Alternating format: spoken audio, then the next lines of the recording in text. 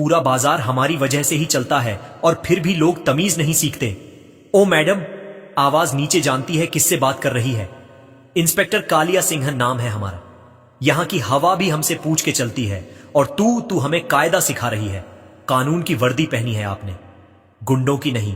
गलती आपकी थी, माफी आपको मांगनी चाहिए। माफी? मैं कालिया सिंह माफी मांगेगा? बहुत गर्मी है ना तेरे अंदर, आज सारी गर्मी निकालता हूं। कालिया ने हाथ बढ़ाया, लेकिन अवनी ने पलक झपकते ही उसका हाथ मरोड़ दिया। तभी अवनी को याद आया, मां, घर पर मां अकेली है। अगर यहां झगड़ा बढ़ा तो वह थाने के चक्कर में फंस जाएगी और मां की देखभाल कौन करेगा?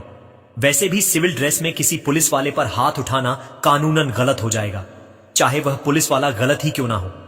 उसने कालिया का हाथ छोड़ दिया। कालिया सिंह, जो अब अपने गुर्गों और पब्लिक के सामने बेइज्जत महसूस कर रहा था, पागल हो गया। वो गुस्से में बोला, तूने पुलिस पर हाथ उठाया, अब देख तेरा क्या हाल करता हूं। उसने अपनी लाठी निकाली और अवनी की तरफ बढ़ाया। आज तुझे बाजार के बीच में नाक रगड़वाऊंगा, चल माफी मांग। अभी के अभी बाजार के लोग मोबाइल निकाल कर वीडियो बनाने लगे। कोई मदद को आगे नहीं आया। सबको कालिया से डर लगता था। अवनी ने चारों तरफ देखा, सब तमाश। उसने सोचा, अगर मैं इससे अभी लड़ी तो यह मुझे झूठे केस में अंदर कर देगा, मेरी छुट्टी खराब होगी और मां का इलाज रुक जाएगा। मुझे दिमाग से काम लेना होगा।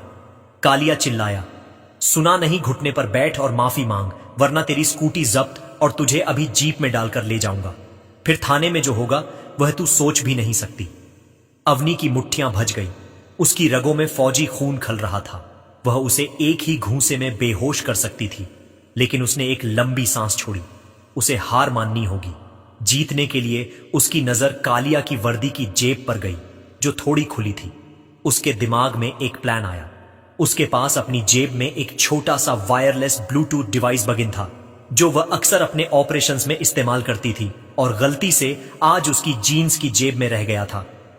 अवनी ने अपनी आंखों में झूठा डर दिखाया, नहीं सर, प्लीज मुझे जाने दीजिए, मेरी मां बीमार है। अवनी ने गिड़गिड़ाने का नाटक किया। बीमार है तो क्या हुआ? पहले मेरे पैरों पर गिर और माफी मांग। कालिया ने अपना जूता आगे कर दिया। भीड़ में से आवाजें आने लगी, बेचारी लड़की, अरे जाने दो साहब। लेकिन कालिया सुनने को तैयार नहीं था। अवनी धीरे धीरे नीचे झुकी। यह एक फौजी के लिए मौत से बदतर था, घुटने टेकना। लेकिन उसका मकसद बड़ा था। जैसे ही वह झुकी, उसने अपने हाथ जोड़े, माफ कर दीजिए सर, मुझसे गलती हो गई। कालिया का सीना गर्व से फूल गया और झुक पैर छू मेरे अवनी झुकी। उसने कालिया के जूते छुए और उसी वक्त बड़ी सफाई से पलक झपकते ही उसने वह छोटा सा बग लिसनिंग डिवाइस कालिया की पट की मोहरी नीचे का हिस्सा के अंदर फंसा दिया, जहां एक्स्ट्रा कपड़ा मुड़ा होता है। कालिया का ध्यान अपने अहंकार में था। उसे हवा भी नहीं लगी। अवनी खड़ी हुई। उसका चेहरा अब भी झुका हुआ था, लेकिन होठों पर एक बहुत हल्की ना दिखने वाली मुस्कान थी। अब खुश साहब? अवनी ने दबी आवाज में पूछा। हां, अब भाग, यहां से दोबारा दिखी तो टांगे तोड़ दूंगा, कालिया ने हंसते हुए कहा और वहां जमा भीड़ की तरफ हाथ हिलाया, जैसे उसने कोई जंग जीत ली हो। अवनी ने अपनी स्कूटी उठाई, टूटी हुई दवाइयां वहीं छोड़ी और बिना पीछे मुड़े चली गई। लोग वीडियो बना रहे थे, सोशल मीडिया पर कैप्शन लिख रहे थे, पुलिस की गुंडागर्दी या कुछ लोग लिख रहे थे, डरपोक लड़की। लेकिन किसी को नहीं पता था कि शिकार अब शुरू हुआ है। शाम के 6 बज रहे थे अवनी का। वह वीडियो पूरे शहर में आग की तरह फैल गया था। हर व्हाट्सएप ग्रुप, हर फेसबुक पेज पर वही वीडियो था। एक अकेली लड़की को बाजार में एक पुलिस वाला जलील कर रहा है और वह उसके पैर छू रही है। जिलाधिकारी डीएम के बंगले में डीएम मैडम अदिति अपने ऑफिस में बैठी फाइलों में व्यस्त थी। तभी उनके पीए ने घबराते हुए दरवाजा खटखटाया। मैडम, आपको यह देखना चाहिए, शहर में बवाल मचने वाला है। अदिति ने फोन हाथ में लिया। वीडियो प्ले हुआ। जैसे जैसे वीडियो आगे बढ़ा, अदिति का चेहरा सख्त होता गया। लेकिन वीडियो के आखिर में जब अवनी स्कूटी उठा रही थी, अदिति ने वीडियो पॉज किया। उसने अवनी के खड़े होने का तरीका देखा। यह कोई आम लड़की नहीं है, अदिति ने बुदबुदाया। जिस तरह से यह खड़ी है, जिस तरह से इसने अपना गुस्सा पिया है, यह डिसिप्लिन आम पब्लिक का नहीं हो सकता। पता करो यह कौन है और इसका घर कहां है। मैं खुद वहां जाऊंगी, अदिति ने आदेश दिया।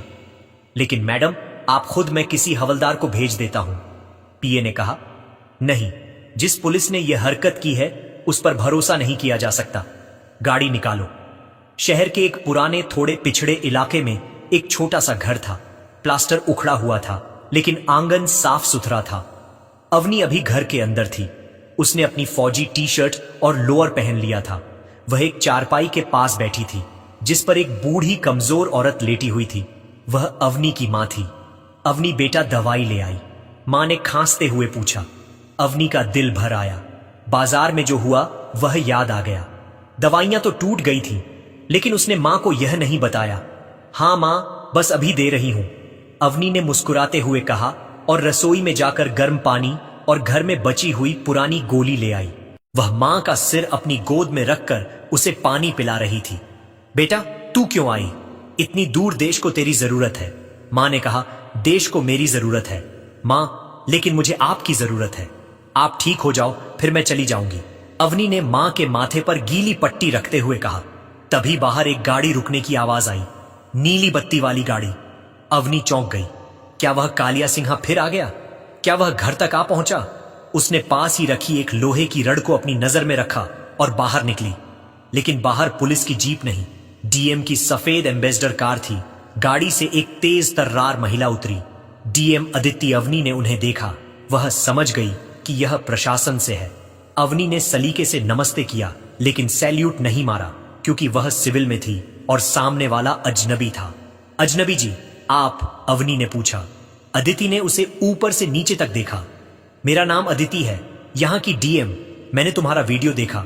मैं बस यह जानने आई हूं कि क्या तुम ठीक हो और डरो मत, उस इंस्पेक्टर पर सख्त एक्शन होगा। अवनी ने फीकी मुस्कान दी। थैंक यू मैडम, लेकिन मुझे किसी एक्शन की जरूरत नहीं है। मैंने माफी मांग ली, बात खत्म। अदिति ही हैरान थी। तुमने माफी क्यों मांगी? वीडियो में साफ दिख रहा है। गलती उसकी थी क्योंकि मेरे पास वक्त नहीं था मैडम। मेरी मां अंदर बहुत बीमार है। अगर मैं वहां उलझती तो थाने में रात गुजारनी पड़ती और मेरी मां को पानी देने वाला भी कोई नहीं होता। अदिति की नजर अवनी की आंखों में थी। तभी उसने देखा कि अवनी की अलमारी पर एक फोटो रखी है। वर्दी में कंधे पर 3 स्टार, कैप्टन की वर्दी। अदिति चौंक गई। तुम आर्मी में हो? अवनी ने कोई जवाब नहीं दिया, बस नजरें झुका ली। एक आर्मी कैप्टन और तुमने उस सड़क छाप इंस्पेक्टर के पैर छुए। अदिति को विश्वास नहीं हो रहा था। तुमने उसे वहीं तोड़ क्यों नहीं दिया? अवनी ने सर उठाया। उसकी आंखों में अब वह आग थी जो बाजार में छिपी थी। मैडम, फौजी को सिखाया जाता है कि दुश्मन को तब मारो जब वह बेफिक्र हो। अगर मैं वहां मारती तो वह सिर्फ एक झगड़ा होता। अब जो होगा वह न्याय होगा। मतलब? अदिति ने पूछा। अवनी ने अपनी जेब से अपना फोन निकाला और एक हेडफोन अदिति के हाथ में दिया। सुनिए मैडम, वो अभी क्या कर रहा है? शाम ढल चुकी थी। इंस्पेक्टर कालिया सिंह अपनी काली स्कॉर्पियो में हाईवे पर जा रहा था। उसके बगल में उसका चमचा कांस्टेबल बिल्लू बैठा था। गाड़ी में ऐसी चल रहा था और कालिया बहुत खुश था। उधर अवनी के पुराने घर में सन्नाटा था। अवनी और डीएम मैडम अदिति एक मेज के पास बैठी थी। मेज पर एक छोटा सा स्पीकर रखा था जो अवनी के फोन से कनेक्ट था। स्पीकर से कालिया की आवाज आई। हाँ हाँ हाँ, देखा बिल्लू आज उस लैड की हेक कैसे निकाली? साला बहुत गर्म हो रही थी। जब मैंने कहा ना कि तेरी स्कूटी जब्त कर लूंगा और थाने ले जाकर सड्डा दूंगा तो कैसे पैरों में गिर गई। बस यही डर मुझे पसंद है। बिल्लू ने बोला। सही कहा बॉस, लेकिन वो लाडी एज की थोड़ी पढ़ी लिखी लग रही थी। कहीं कोई कंप्लेंट ना कर दे। कालिया जोर से हंसा। कंप्लेंट? अरे पागल है क्या? इस शहर का कानून मेरी जेब में है। जो भी मेरे खिलाफ बोलता है मैं उसकी गाड़ी में गांजा, ड्रग्स रखवा देता हूं या उस पर चोरी का झूठा केस लगा देता हूं। बेचारे कोर्ट कचहरी के चक्कर काटते रह जाते हैं। वर्दी अपनी है, डंडा अपना है, कौन क्या उखाड़ डालेगा? अवनी के घर में डीएम अदिति के चेहरे पर गुस्सा साफ दिख रहा था। एक पुलिस वाला होकर वह आम लोगों को फंसाने की बात कर रहा था। कालिया आगे बोला। सुन, आज रात की तैयारी कर। वो जो शहर का नया व्यापारी है ना, सेठ दीनाना, उसे डराया है मैंने। आज रात उसके गोदाम से हफ्ता वसूली का पैसा आने वाला है, पूरे 5 लाख। अगर उसने नहीं दिए तो कल उसकी दुकान पर रेड मारेंगे और उसे ही अंदर कर देंगे। वर्दी का रब ही तो मेरा बिजनेस है। अवनी ने रिकॉर्डिंग बंद की। उसकी आंखों में आंसू नहीं, आंख थी। मैडम, सुन लिया आपने? यह सिर्फ मेरी बेइज्जती का बदला नहीं है, यह उन सब बेगुनाहों का बदला है जिसे इसने डरा कर लूटा है। डीएम अदिति खड़ी हो गई। बहुत हो गया, ये वर्दी पहनकर डकैती कर रहा है। आज इसकी वर्दी भी उतरेगी और नशा भी। चलो कैप्टन, तैयारी करो। अवनी ने अलमारी खोली। वहां उसकी आर्मी की वर्दी टंगी थी। उसने एक पल के लिए अपनी मां की तरफ देखा जो सो रही थी, और फिर वर्दी निकाल ली और अवनी ने वर्दी पहनते हुए गहरी सांस ली। यह वर्दी उसके लिए सिर्फ कपड़ा नहीं थी, बल्कि वह उसूल थे जिनके लिए उसने कभी हथियार उठाया था। बाहर रात और गहरी हो चुकी थी। डीएम अदिति ने फोन उठाया। आवाज में ठंडा आत्मविश्वास था। एसपी राठौड़, मैं अदिति बोल रही हूं। तुरंत एक भरोसेमंद टीम चाहिए, बिना किसी को भनक लगे। Target inspector Kaliya Singh cut होते ही अदिति अवनी की तरफ मुड़ी। आज जाल बिछेगा। कालिया अपने ही जश्न में फंसेगा। रात के 9 बज रहे थे। कालिया सिंह शहर के बाहर एक ढाबे पर बैठा मजे से चिकन खा रहा था। वह उस व्यापारी से पैसे मिलने का इंतजार कर रहा था। तभी ढाबे के बाहर एक के बाद एक गाड़ियों की हेडलाइट्स चमक उठी। एक पल में ढाबे का माहौल बदल गया। ढाबे वाला घबरा गया। ग्राहक उठकर पीछे हटने लगे। सबसे आगे एक सादी सी गाड़ी आकर रुकी। दरवाजा खुला। सबसे पहले अवनी उतरी। आर्मी की वर्दी में सदी हुई चाल, चेहरे पर कोई भाव नहीं। कालिया ने उसे ऊपर से नीचे तक देखा, फिर हंस पड़ा। ओहो आर्मी, अब समझा उस दिन तेरे तेवर इतने क्यों थे। वह पास आया। आवाज में झड़ था और बोला। वर्दी बदलते ही खुद को शेर समझने लगी। क्या? अरे मैडम, आर्मी यहां हाईवे है, बॉर्डर नहीं। उसने ठाका लगाया। यहां मैं चलता हूं, समझी? अवनी ने कुछ नहीं कहा, बस शांति से उसकी तरफ देखा। गालियां और मजाक उड़ाने लगा। कहां से आ गई, देश बचाने लगता है। ट्रेनिंग में ज्यादा ही जोश भर दिया गया है। उसी पल पीछे से और गाड़ियां हम आकर रुकी। इस बार सायरन नहीं, बस भारी मौजूदगी। बीच वाली गाड़ी का दरवाजा खुला। डीएम अदिति बाहर उतरी। सादा सूट, हाथ में फाइल, चेहरा बिल्कुल शांत। कालिया की हंसी आधे में ही रुक गई। मैडम, उसकी आवाज पहली बार लड़खड़ाई। ढाबे पर सन्नाटा ऐसा था कि हवा चलने की आवाज भी साफ सुनाई दे रही थी। कालिया के हाथ से चिकन का टुकड़ा छूटकर प्लेट में गिर गया। उसके गले में निवाला अटक गया था। वह कुर्सी से उठने की कोशिश कर रहा था, लेकिन उसके पैर ऐसे जम गए थे जैसे लकवा मार गया हो। डीएम अदिति ने अपनी फाइल को गाड़ी के बोनट पर रखा और धीरे धीरे कालिया की तरफ बढ़ी। उनके जूतों की ठक ठक कालिया के दिल की धड़कन बढ़ा रही थी। उनके पीछे एसपी राठौड़ और उनकी पूरी स्पेशल टास्क फोर्स खड़ी थी, जो सिपाही और हवलदार बिल्लू और अन्य अभी कालिया के साथ बैठकर ठहाके लगा रहे थे। वे अपनी कुर्सियों से ऐसे खड़े हो गए जैसे करंट लगा हो। वे धीरे धीरे पीछे खिसकने लगे, कालिया को अकेला छोड़कर। अदिति ने अपनी ठंडी और सख्त आवाज में पूछा, क्या हुआ इंस्पेक्टर? अभी तो बहुत जोर से हंस रहे थे। हंसी रुक क्यों गई? और यह क्या कह रहे थे तुम? यहां मैं चलता हूं। कालिया पसीने से तरबतर हो गया। उसने अपनी जेब से रुमाल निकालकर माथा पोंछना चाहा, लेकिन हाथ इतना कांप रहा था कि रुमाल नीचे गिर गया। उसने कांपते हाथों से सैल्यूट मारने की कोशिश की। माय मैडम, जय हिंद। वो तो हम बस मजाक कर रहे थे। हम तो बस स्टाफ का मूड हल्का कर रहे थे। ये मैडम तो हमारी पुरानी जानकार हैं। हम तो बस साथ में बातें कर रहे थे। अवनी की आवाज कड़कड़ाती बिजली की तरह गूंजी। झूठ! हमनी ने एक कदम आगे बढ़ाया और बोला, जानकारी नहीं, जुर्म किया है तुमने, कालिया सिंह, और आज तुम्हारा मजाक तुम्हारे गले की फांस बनेगा। उस दिन तुमने एक बेटी की मजबूरी देखी थी, आज एक सैनिक की ताकत देखोगे। कालिया ने इधर उधर देखा। भागने का कोई रास्ता नहीं था। उसने फिर भी अपनी बची खुची हेकड़ी और सियासी पहुंच दिखाने की कोशिश की। उसे लगा शायद नेताजी का नाम लेकर वह बच जाएगा। देखो मैडम, डीएमएम, मैं एक सीनियर इंस्पेक्टर हूं। आप बिना वारंट के मुझे ऐसे पब्लिक के सामने बेइज्जत नहीं कर सकती। मेरी भी पहुंच ऊपर तक है। अगर मैंने मंत्री जी को फोन घुमा दिया तो अदिति जोर से हंसी, एक खतरनाक व्यंग्यात्मक हंसी। पहुंच तुम्हारी पहुंच तो अभी हमने सुनी, और मंत्री जी, उन्हें तो मैंने ये ऑडियो क्लिप 10 मिनट पहले ही भेज दी है। उन्होंने खुद कहा है कि इस गंदगी को साफ करो। अदिति ने जेब से अपना फोन निकाला। ब्लूटूथ स्पीकर अभी भी कनेक्ट था। उन्होंने प्ले का बटन दबाया। आवाज गूंजी, इस शहर का कानून मेरी जेब में है। गांजा रखवा देता हूं, चोरी का झूठा केस लगा देता हूं। वर्दी अपनी एन डंडा अपना है। ढाबे पर मौजूद हर इंसान, हर ट्रक ड्राइवर, वेटर और खुद एसपी राठौड़ ने वह रिकॉर्डिंग सुनी। कालिया का चेहरा हल्दी की तरह पीला पड़ गया।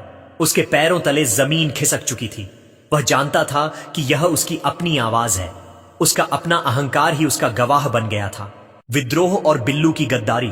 तभी कालिया का खास चमचा बिल्लू, जो अब तक कांप रहा था, अचानक चिल्लाया, मैडम मैडम मुझे माफ कर दीजिए, ये सब कालिया सर करवाते थे, हम तो मजबूर थे, ये हमें सस्पेंड करने की धमकी देते थे। कालिया ने मुड़कर बिल्लू को देखा। उसकी आंखों में विश्वासघात का दर्द था।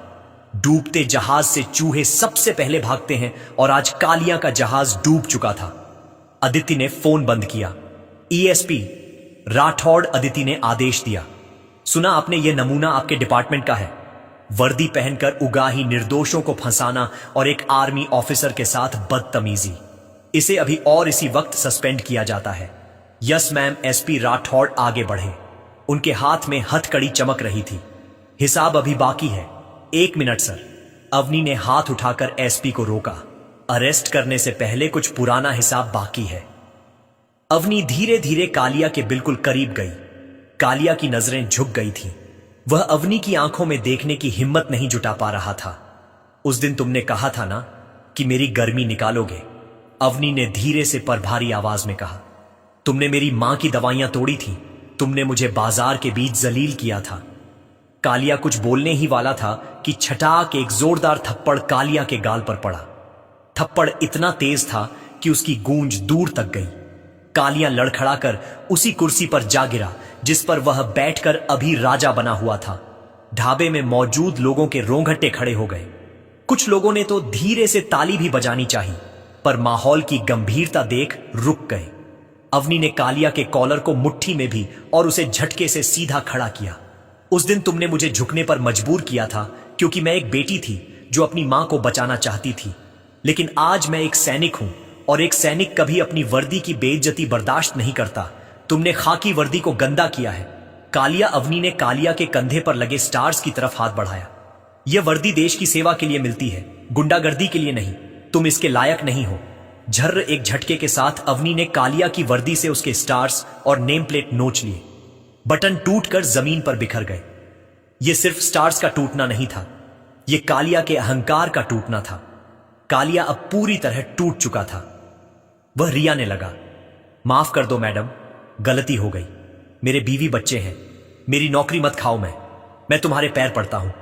वह अवनी के पैरों में गिरने लगा, वही पैर जो उस दिन उसने अपने जूतों पर रखवाए थे। अवनी 2 कदम पीछे हट गई। उसे घिन आ रही थी।